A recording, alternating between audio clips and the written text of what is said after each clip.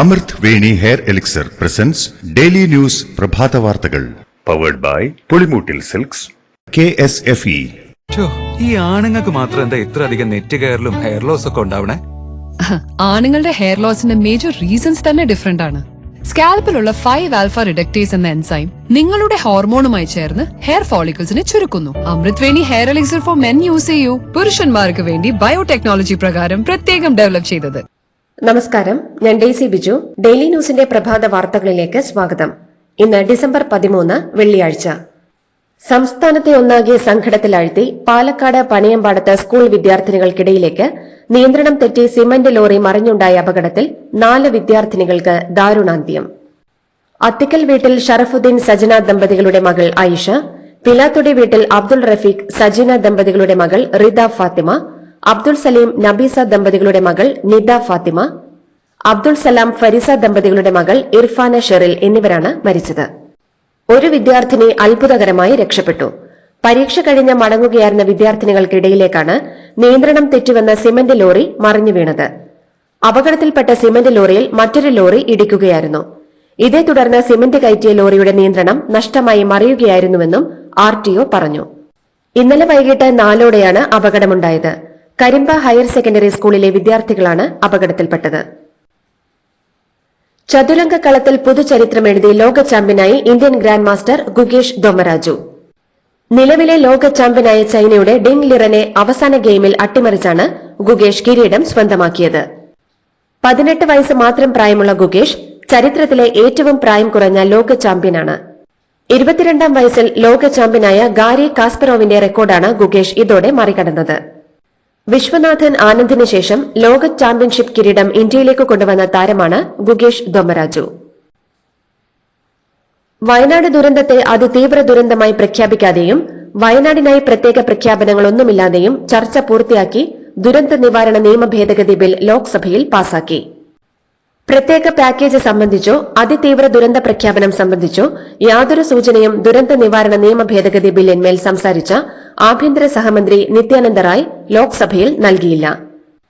വയനാടിനായി പരമാവധി ഇടപെടലുകൾ കേന്ദ്രം നടത്തിയിട്ടുണ്ടെന്നും SDRF-ൽ നിന്നും NDRF-ൽ നിന്നും ദുരിതാശ്വാസ സഹായം നൽകിക്കഴിഞ്ഞെന്നും ആഭ്യന്തര സഹമന്ത്രി നിത്യാനന്ദ റായ് വ്യക്തമാക്കി. UPA സർക്കാരിന്റെ കാലം മുതലേ ദേശീയ ദുരന്തമെന്ന പ്രഖ്യാപനം ഇല്ലെന്നും ജനത്തെ തെറ്റിദ്ധരിപ്പിക്കാൻ പ്രതിപക്ഷം വില കുറഞ്ഞ രാഷ്ട്രീയം കളിക്കുകയാണെന്നും മന്ത്രി ആരോപിച്ചു. ഇതോടെ വയനാടിനായി പ്രഖ്യാപനങ്ങളില്ലാത്തതിനെ പ്രതിപക്ഷം രൂക്ഷമായി വിമർശിക്കുകയും പ്രതിഷേധിച്ച് സഭ വിടുകയും ചെയ്തു. പനയമ്പാടത്തുണ്ടായ ലോറി അപകടത്തിൽ കൺമുന്നിൽ വെച്ച് ഉറ്റ സുഹൃത്തുക്കളായ 4 പേർ മരിച്ചതിന്റെ ഞെട്ടൽ മാറാതെ അജ്ന ഷെറിൻ. അപകടമുണ്ടായപ്പോൾ താൻ കുഴിയിലേക്ക് വീണതിനാലാണ് രക്ഷപ്പെട്ടതെന്നും കൂടെയുണ്ടായിരുന്ന മറ്റു 4 പേരും ലോറിയുടെ അടിയിൽ കുടുങ്ങുകയായിരുന്നുവെന്നും അജ്ന ഷെറിൻ പറഞ്ഞു. പാലക്കാട് പനയമ്പാടത്തുണ്ടായ ലോറി അപകടത്തിൽ 4 കുട്ടികൾ മരിച്ച സംഭവത്തിൽ നാട്ടുകാർ റോഡ് ഉപരോധിച്ചു.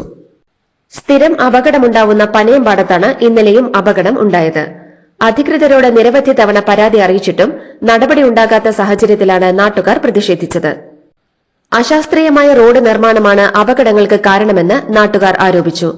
അപകടത്തെയും പ്രതിഷേധത്തെയും തുടർന്ന് 1.5 മണിക്കൂറോളം ദേശീയപാതയിൽ ഗതാഗതം തടസ്സപ്പെട്ടു. പാലക്കാട് കല്ലടിക്കോട് 4 വിദ്യാർത്ഥിനികളുടെ മരണത്തിനിടയാക്കിയ ലോറിയുടെ ഡ്രൈവർ മഹേന്ദ്ര പ്രസാദിനെ പോലീസ് കസ്റ്റഡിയിലെടുത്തു. ആശുപത്രിയിൽ നിന്നാണ് ലോറി ഡ്രൈവർ മഹേന്ദ്ര പ്രസാദിനെ മണ്ണാർക്കാട് പോലീസ് കസ്റ്റഡിയിൽ എടുത്തത്. ക്ലീനർ വർഗീസ് ചികിത്സയിൽ തുടരുകയാണ്. സിമന്റ് ലോറിയിൽ തട്ടിയ വാഹനത്തിനെതിരെയും കേസെടുത്തിട്ടുണ്ട്. മഹാരാഷ്ട്ര രജിസ്ട്രേഷനിലുള്ള ഈ വാഹനവും പോലീസ് കസ്റ്റഡിയിലെടുത്തു. ഈ വാഹനത്തിന്റെ ഡ്രൈവർ വണ്ടൂർ സ്വദേശി പ്രജീഷിനെതിരെയും കേസെടുത്തിട്ടുണ്ട്. പാലക്കാട് പനയമ്പാടത്തെ വാഹനാപകടത്തിൽ 4 വിദ്യാർത്ഥിനികൾ മരിച്ച സംഭവത്തിൽ അനുശോചനം രേഖപ്പെടുത്തി മുഖ്യമന്ത്രി പിണറായി വിജയൻ.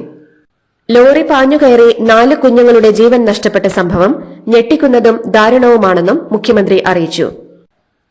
പാലക്കാട് കല്ലടിക്കോട് പനയമ്പാടത്തുണ്ടായ അപകടം ദൌർഭാഗ്യകരമാണെന്നും കുട്ടികൾ മരിച്ച സംഭവം വളരെ വേദനയുണ്ടാക്കുന്നതാണെന്നും അന്വേഷണത്തിന് നിർദ്ദേശം നൽകിയിട്ടുണ്ടെന്നും അടിയന്തര റിപ്പോർട്ട് തേടിയിട്ടുണ്ടെന്നും ഗതാഗത മന്ത്രി KB ഗണേഷ് കുമാർ ദില്ലിയിൽ പറഞ്ഞു.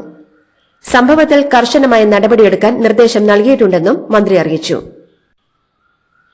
പനയമ്പാടത്ത് സിമന്റ് ലോറി ഇടിച്ചുകയറി മരിച്ച 4 സ്കൂൾ വിദ്യാർത്ഥിനികളുടെയും ഖബറടക്കം ഒരുമിച്ച്.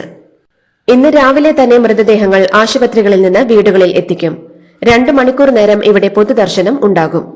തുടർന്ന് 8:30 തുപ്പനാട് കരിമനക്കൽ ഹാളിലേക്ക് മൃതദേഹങ്ങൾ കൊണ്ടുവരും. 10 മണിവരെ ഇവിടെ പൊതുദർശനത്തിന് വെച്ച ശേഷം ഖബറടക്കത്തിനായി തുപ്പനാട് ജുമാ മസ്ജിദിലേക്ക് മൃതദേഹങ്ങൾ എത്തിക്കും. കേന്ദ്രത്തിന് സംസ്ഥാനത്തെ സഹായിക്കുകയെന്ന ഉത്തരവാദിത്വമുണ്ടെന്ന് നിയമസഭാ speaker N Shamseer. Post disaster need assessment ഇല്ലെന്ന് പറഞ്ഞ് കേന്ദ്രം സഹായം വൈകിപ്പിക്കുകയാണെന്നും കുറ്റപ്പെടുത്തലുകളുടെ സമയമല്ല ഇതെന്നും സ്പീക്കർ പറഞ്ഞു. ദുരന്ത നിവാരണമല്ല, ഇനിയുള്ള കാലങ്ങളിൽ ദുരന്ത ലഘൂകരണമാണ് ആവശ്യമെന്നും സ്പീക്കർ കൂട്ടിച്ചേർത്തു.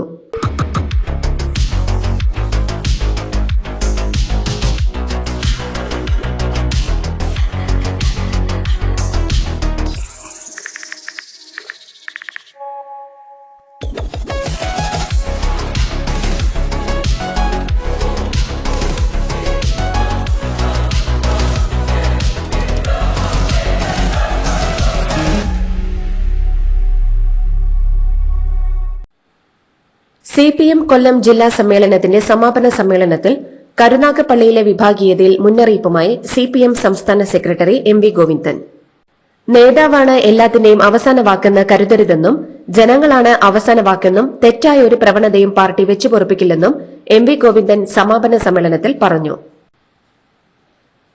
കരുനാഗപ്പള്ളിയിലെ വിഭാഗീയതയ്ക്കെതിരെ നടപടിയുമായി CPM കൊല്ലം ജില്ലാ സമ്മേളനം. PR വസന്തനടക്കം കരുനാഗപ്പള്ളിയിൽ നിന്നുള്ള 4 ജില്ലാ കമ്മിറ്റി അംഗങ്ങളെ പുതിയ കമ്മിറ്റിയിൽ നിന്നും ഒഴിവാക്കി. സംഘടനാ വിരുദ്ധ പ്രവർത്തനങ്ങൾ വെച്ചുപൊറുപ്പിക്കില്ലെന്നതിന്റെ തെളിവാണ് നടപടിയെന്ന് CPM സംസ്ഥാന സെക്രട്ടറി MV ഗോവിന്ദൻ മറുപടി പ്രസംഗത്തിൽ പറഞ്ഞു. S സുദേവനെ രണ്ടാമതും കൊല്ലം ജില്ലാ സെക്രട്ടറിയായി തെരഞ്ഞെടുത്തു. കേന്ദ്ര സർക്കാർ സെന്റർ ഓഫ് എക്സലൻസായി തിരുവനന്തപുരം സർക്കാർ മെഡിക്കൽ കോളേജിലെ എമർജൻസി മെഡിസിൻ വിഭാഗത്തെ തെരഞ്ഞെടുത്തു. അത്യാഹിത വിഭാഗ ചികിത്സയുടെ പഠനത്തിനായി നീതി ആയോഗ് ICMR തെരഞ്ഞെടുക്കുന്ന രാജ്യത്തെ 5 മെഡിക്കൽ കോളേജുകളുടെ പട്ടികയിലാണ് തിരുവനന്തപുരം മെഡിക്കൽ കോളേജും ഉൾപ്പെട്ടത്. ഇതിന്റെ അടിസ്ഥാനത്തിൽ ഓരോ വർഷവും 2 കോടി രൂപ മെഡിക്കൽ കോളേജിന് ലഭിക്കും. ADM നവീൻ ബാബുവിനെ കൊന്ന ശേഷം കെട്ടിത്തൂക്കിയതെന്ന് സംശയിക്കുന്നതായി ഹർജിക്കാരിയായ ഭാര്യ മഞ്ജുഷ കോടതിയെ അറിയിച്ചു. തനിക്ക് തെറ്റുപറ്റിപ്പോയി എന്ന് നവീൻ ബാബു പറഞ്ഞതായുള്ള കളക്ടറുടെ മൊഴി പിന്നീട് സൃഷ്ടിച്ചതാണെന്നും ഹർജിക്കാരി ആരോപിച്ചു. കളക്ടറുടെ ചേംബറിന് സമീപമുള്ള CCTV ദൃശ്യങ്ങൾ പോലീസ് ശേഖരിച്ചിട്ടില്ലെന്നും ഇത് പരിശോധിച്ചാൽ തന്നെ നവീൻ ബാബു ഈ യോഗത്തിനു ശേഷം കളക്ടറെ പോയി കണ്ടോ എന്ന് വ്യക്തമാകുമായിരുന്നു എന്നും ഹർജിക്കാരി ആരോപിച്ചു. ആശങ്കകൾ പരിഹരിക്കാൻ കേസ് CBIക്ക് വിടണമെന്നും ഹർജിക്കാരി വ്യക്തമാക്കി. തിരുവനന്തപുരം വഞ്ചിയൂരിൽ റോഡ് കയ്യേറിയുള്ള CPM സമ്മേളനത്തിൽ സ്റ്റേഷന്റെ മുന്നിൽ തന്നെ ഗുരുതരമായ നിയമലംഘനം നടന്നിട്ടും പോലീസ് അനങ്ങാതിരുന്നത് എന്തുകൊണ്ടാണെന്ന് സംസ്ഥാന പോലീസ് മേധാവിയോട് റിപ്പോർട്ട് തേടി കോടതി. സെക്രട്ടേറിയറ്റിന് മുന്നിൽ ഗതാഗതം തടസ്സപ്പെടുത്തിയുള്ള CPI സമരത്തിൽ സ്വമേധയാ കേസെടുക്കാൻ ആലോചിക്കുന്നതായും ഹൈക്കോടതി വ്യക്തമാക്കി. ഗസറ്റഡ് ഉദ്യോഗസ്ഥർ ഉൾപ്പെടെയുള്ള സർക്കാർ ജീവനക്കാർ സാമൂഹ്യക്ഷേമ പെൻഷൻ കൈപ്പറ്റിയെന്ന് കണ്ടെത്തിയതിന് പിന്നാലെ ഉദ്യോഗസ്ഥർക്കെതിരെ അച്ചടക്ക നടപടിയുമായി സർക്കാർ. അനർഹർ സാമൂഹ്യ സുരക്ഷാ പെൻഷൻ കൈപ്പറ്റുന്ന സാഹചര്യം ഒഴിവാക്കുന്നതിനായി അനർഹമായി വാങ്ങിയ പെൻഷൻ തുക പിഴ സഹിതം തിരികെ ഈടാക്കും. ഇത് സംബന്ധിച്ച് additional chief secretary doctor A Jayathilak ഉത്തരവ് പുറപ്പെടുവിച്ചു. ഹേമ കമ്മിറ്റി റിപ്പോർട്ടിന്റെ അടിസ്ഥാനത്തിൽ പ്രത്യേക അന്വേഷണ സംഘമെടുത്ത കേസ് തുടരാൻ താൽപര്യമില്ലെന്ന് നടി മാല പാർവതി ഉൾപ്പെടെയുള്ള ഹർജിക്കാർ സുപ്രീം കോടതിയിൽ വ്യക്തമാക്കി. പോലീസിന് മുന്നിൽ ഹാജരായി മൊഴി നൽകാൻ താൽപര്യമില്ലെന്നും കമ്മിറ്റിയുടെ മുന്നിലാണ് മൊഴി നൽകിയതെന്നും പരാതിയല്ല നൽകിയതെന്നും ഹർജിക്കാർ വ്യക്തമാക്കി. താൽപര്യമില്ലാത്തവരുടെ മൊഴിയെടുക്കാൻ നിർബന്ധിക്കേണ്ടതില്ലെന്ന് കോടതിയും വ്യക്തമാക്കി.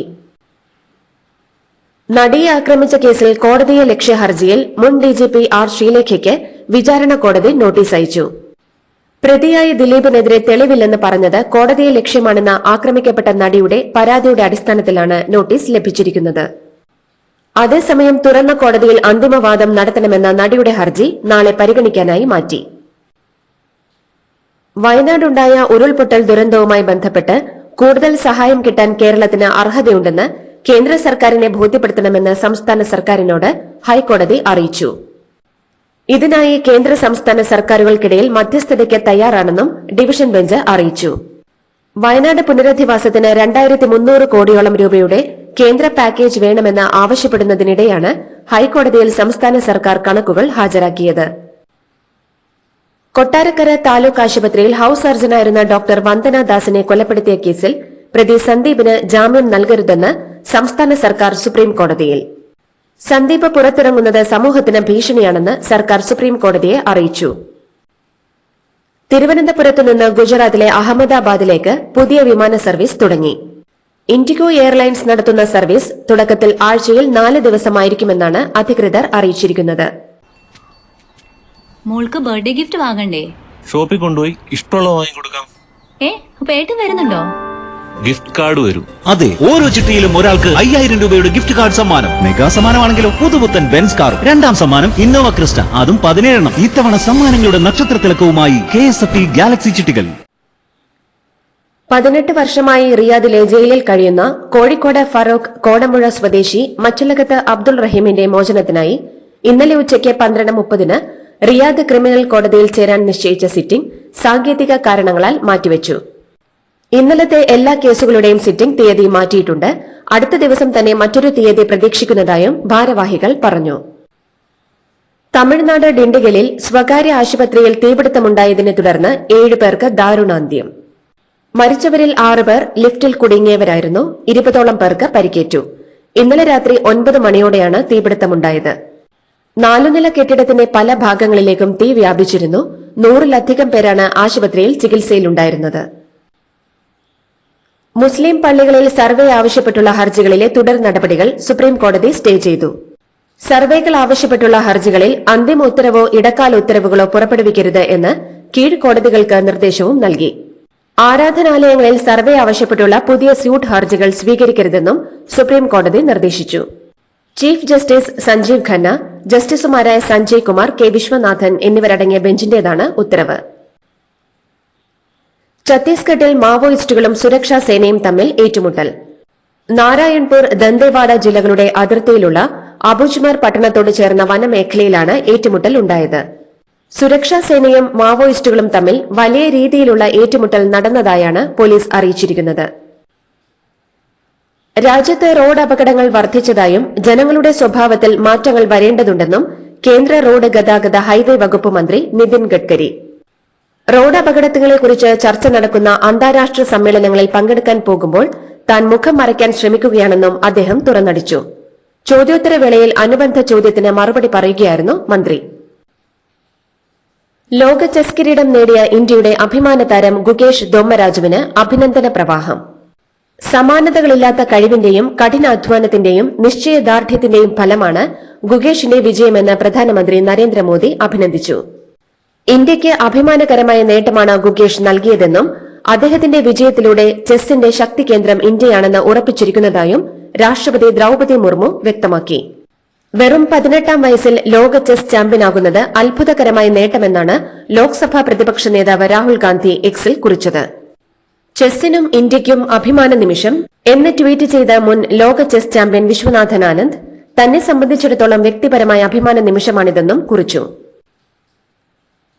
ലോക ചെസ് ചാമ്പ്യനായ ദൊമ്മരാജു ഗുകേഷ് എന്ന ഡി ഗുകേഷ് രജനീകാന്ത്, പത്മ ദമ്പതികളുടെ മകനായി 2006 മെയ് 29-നാണ് ജനിച്ചത്.